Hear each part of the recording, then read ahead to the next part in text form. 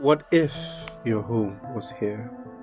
What if your children took their first breath where this disgusting odor never ends?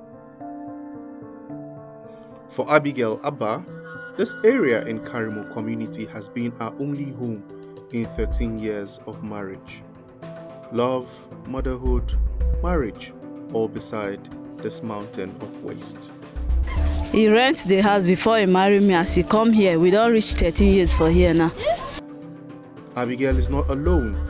Her neighbor, Ladidi Danladi, already a mother of two, awaits yet another child in this place of rot. The smell, it smells a lot, but we cannot do anything outside. Everything is inside. We cannot cook, we cannot wash. Everything is inside because if you come outside, the odor is too much. Only a few steps away, other residents wrestle with this harsh reality, trapped in misery with little or no hope. Every breath carries poison. Every meal fights against disease. This is life besides a refuse heap for over a decade. Our children, they sick a lot. Sometimes, before year go finish, we go treat children like 5 times, 6 times. They think they disturb children for this area where. Even the children are not spared, forced to endure relentless mosquito bites and the shame of being mocked by those who pass. If we leave a mosquito too much, they bite us. Even though lights no day, light no day, mosquitoes still they bite us. They don't too much the dirty for you, and here don't they smell well. We want to eat safe for here in the hard. If people they pass yourself, they close down say yeah, this area they smell. They insult us. So in a dirty area they live. In the heart of Abuja's rapid development lies this forgotten corner. When the Federal Capital Territory was carved out, Karmo was left with no space for growth and no proper waste disposal. We are so tight, and I don't think we will be comfortable if our children keep growing. In the near future, I don't think your children will have a place to stay within the community. Really, as a human being, we are worried. But there's nothing we can do about that. There is a place, a very dumped ground within the community also that have been bringing some inconveniences also. But to evacuate such a dumpage, I think it needs a government intervention.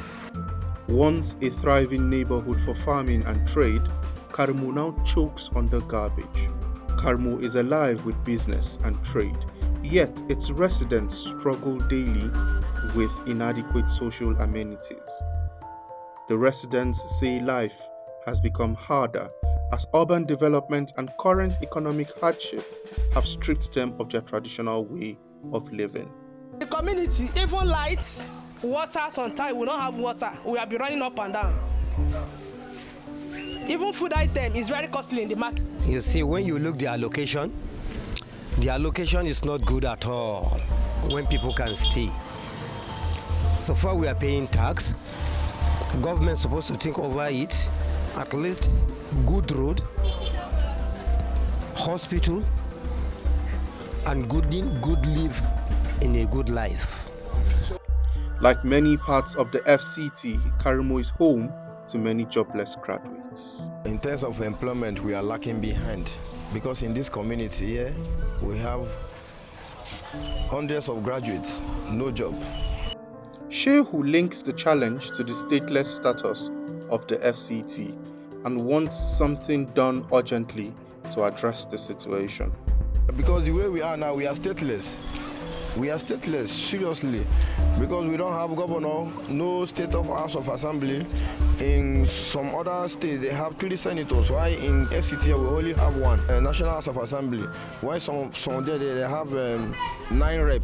Why we only have 2. So if the government will see to our head and give us state status, I believe, in terms of job creation of job, bringing jobs to the youth, I believe it will help us. To Seriki Karmo, the Federal Capital Territory has brought notable development to the community. Appreciating the government for even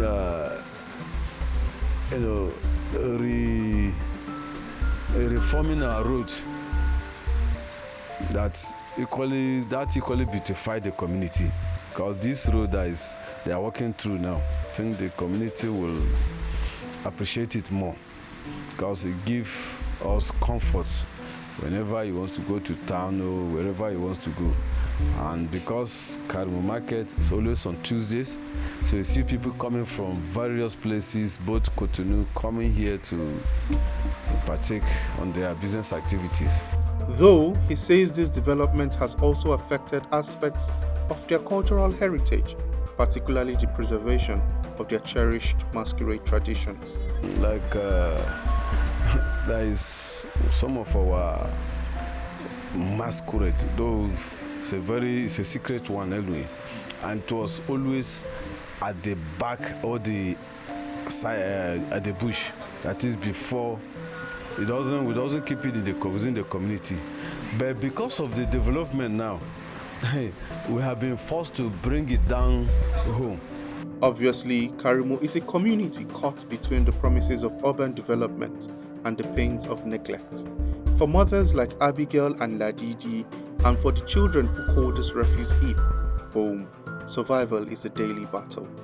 Behind the noise of Abuja's growth, their voices call for attention, demanding dignity, services, and a chance at a better future. Until their cries are answered, Karmo will remain a symbol of the forgotten cost of development.